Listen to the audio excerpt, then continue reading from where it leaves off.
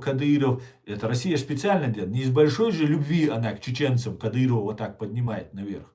А для того, чтобы представить, что вот есть какой-то тиран, который нас угнетает. Нет, дорогие мои, нас Кадыров не угнетает.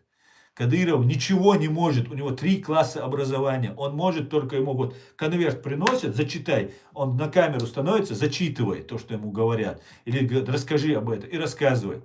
Вся его задача, и он зарабатывает, управляет там своими вот этими активами, ставит своих родственников и так далее. Он не может создать ни республику, ни управлять. У человека 3 класса образования, понимаете? Он ничего не знает в этой жизни.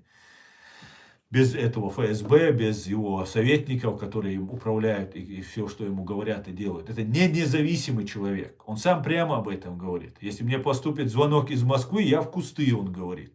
Прямо вот он сдает интервью, это рассказывает. Это так и есть. Так и есть.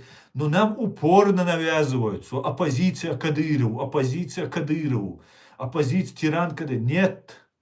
Тиран фашистская Россия, Лубянка, ФСБ, Путин, Патрушев, вот эти все головорезы и убийцы. Вот кто убийца чеченского народа. Об этом мне говорят.